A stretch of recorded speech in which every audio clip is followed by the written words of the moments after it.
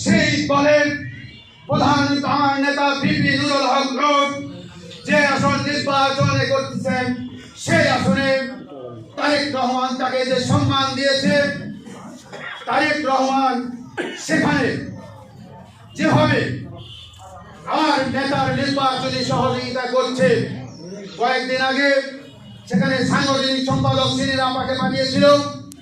আপনারা জানেন যেদিন বেগম খালেদা জিয়ার জানাজা হয়, ওই দিন সে আসনের বিদ্রোহী প্রার্থী হাসান আল মামুনকে বহিষ্কার করেছে।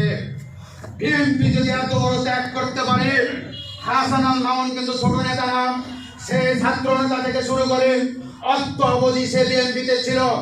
সেখানে যদি তারা এত বড় ত্যাগ স্বীকার করতে পারে, আমরা সেদিনের দল 18 সালে আমাদের জন্ম, আজকে নিবন্ধনের বয়স আমাদের 2 বছর হয় নাই, আমরা কেন আমাদের সর্বোচ্চ দিয়ে এই তারেক রহমানকে সহযোগিতা করতে পারবো না?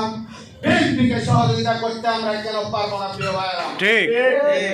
আমরা যদি আমাদের রাজনীতি চাই, তাহলে আগামী দিন তরুণদের চিন্তা ভাবনাকে যদি আমরা কাজে লাগাতে চাই, অবশ্যই তারেক জিয়ার কোনো বিকল্প নাই, তারেক রহমানের কোনো বিকল্প নাই। 35 বছর পর আমরা তরুণ নেতৃত্ব পাচ্ছি, যুব নেতৃত্ব পাচ্ছি, আমরা পুরুষ নেতৃত্ব পাচ্ছি।